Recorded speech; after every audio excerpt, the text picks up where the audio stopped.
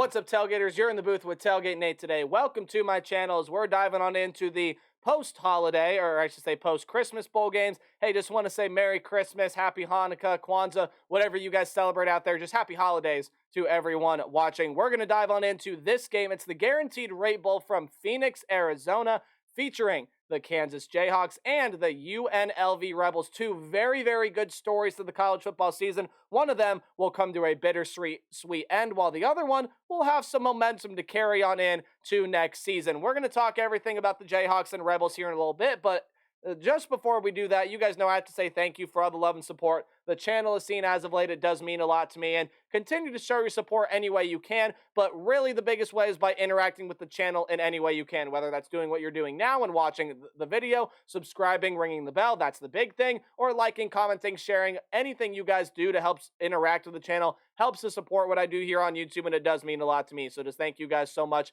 for all that you do for this channel, and like I've done with every single bowl game preview prediction, can be a little tricky to tell which teams or I should say which players are opting out, who's under the transfer portal, things like that. So Jayhawk fans, Rebels fans, if there's a name that I missed or something that comes out after I upload this video, please feel free. Let me know down in the comment section below. I'd be very happy to hear what you guys have to say regarding this game. But that's enough about all that. Let's dive on in to talking about the actual football game here between the Jayhawks and Rebels. And we will start out with this Kansas Jayhawk offense. So talking about the offense, you would be remiss if you didn't talk about Jalen Daniels. He had 705 yards, 5 touchdowns, and 1 pick, and obviously is the best quarterback on this roster. Well, for the past couple of years, he's been dealing with injury, and it plagued him again this year, but not to worry, Jayhawk fans, he will be back next season. So your offense this year has primarily been led by Jason Bean, 1,681 yards, 12 touchdowns, and 4 picks, and he, I think, has really, really proven himself. Now, up to this point, he has not entered the transfer portal. Who knows if he will, because of the fact that Jalen Daniels is returning, and if Jason Bean doesn't play here in this game, the only other quarterback that's thrown a pass has been Cole Ballard.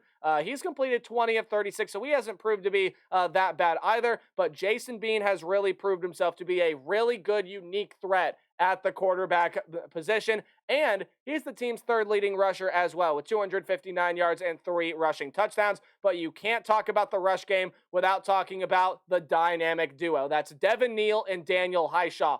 1,200 yards for Neal, almost 600 yards for Highshaw. In fact, it's just 1 yard short, and 23 touchdowns combined between the two of them. 15 to Neal and 8 to Highshaw. This is a run-first team. They average 211 rush yards per game, and the pass game gets mixed in really well because Jason Bean is a very efficient game manager. You heard that number earlier, only 4 interceptions for Jason Bean this year, only 14 total for Kansas on the season, and they've only allowed 15 sacks. It's a team that is really good at limiting turnovers. It's a pretty darn good offensive line, and statistically this season, they've been one of the best third down offenses in the country for the entire year, and I think that's going to continue to play out in the postseason. Now, defensively, this is the defense that last year really struggled to defend things outside the numbers. Now, I still think that that is going to be a struggle here in this game, especially because of some of the offensive weapons that we're going to mention here in a second when we talk about UNLV. But for the most part, this is the defense that has seen tremendous improvement, especially within the secondary.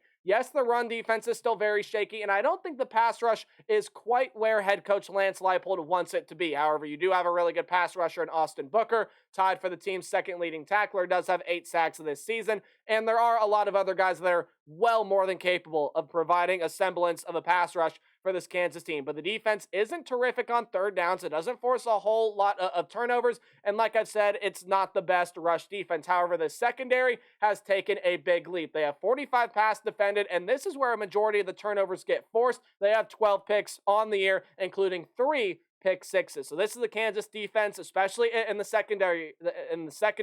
That is ball hawking, and they're going to have to play really, really well, because when you play this UNLV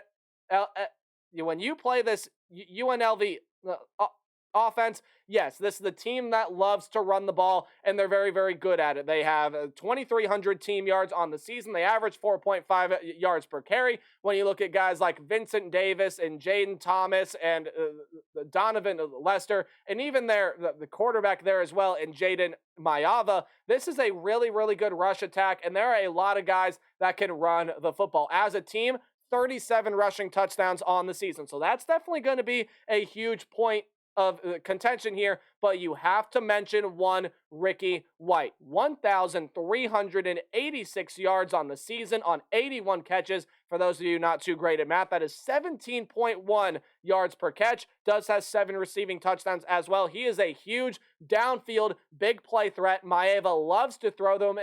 In fact, when you take a look at Maeva's total passing yards, 2,794. Ricky White makes up almost half of that. Now, I know that Doug Brumfield has come in and played as well, and they even ran a trick play where Marshall Nichols, their punter, did throw and complete a 12-yard pass there as well. But most of it has come from Maeva. All 7 touchdowns have come from Maeva, and this is just a dynamic threat in Ricky White that I think is going to pose a lot of problems for this Kansas team. And look, now, They don't hold on to the ball as well as Kansas. They have 3 more turnovers, and they've allowed 4 more sacks. But considering some of the other numbers we've looked at across all the teams that have made the postseason, sure, the turnover number maybe isn't fantastic, but that 19 sacks number, hey, that's pretty darn good. You're averaging right around allowing only 1.5 sacks per game. That's going to come in handy, especially against a Kansas team that doesn't have that great of a pass rush. And much like Kansas, this is also one of the best teams offensively on third downs. Now,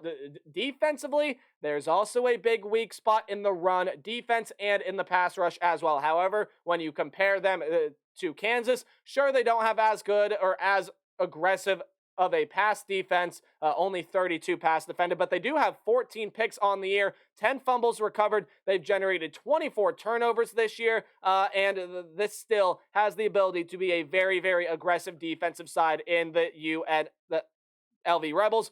However, they've kind of gone away from that. If you take a look at some of the past performances and coming down the stretch of the season for UNLV, they have really, really struggled to defend the run, and they've sort of lacked that intensity that they've had earlier this year. That has to come back in this game, and it leads me into my what to watch for, kind of like your keys to the game, and it's things I think that all of you should be keeping an eye on while you're paying attention to this one. In Kansas, I have no doubt that the run game is going to feast. In fact, I think both of these teams' run games are going to have really, really good days. These are 2 teams that struggle to defend the run, period, end of story. But I think Kansas is going to have a lot more success in the run game than UNLV does, and I think it's going to open up the pass game a whole lot more for Kansas. Sure, they may not have a Ricky White on this roster, but they still have some really good weapons here. Lawrence Arnold, Quentin Skinner, the tight end, Mason Fairchild, Grimm, even guys like Neal and Highshot out of the backfield could be really good pass-catching options as well. Let the pass game come smoothly.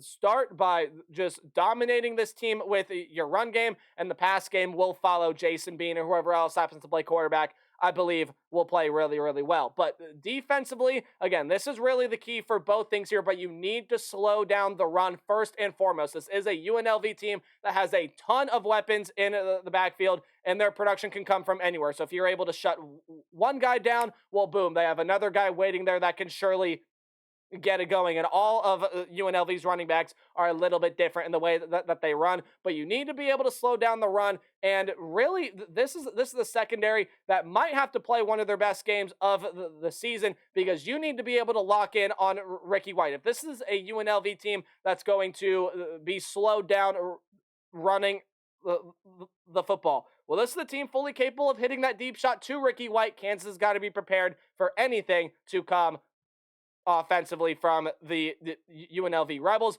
but the defense must perform on third downs. That is the money down. If you force UNLV into 3rd and long, that's when they like to go to their target in Ricky White. So be disciplined on third down. Allow nothing easy, no easy conversions on third downs and long, third downs and manageable, whatever have you. Do not.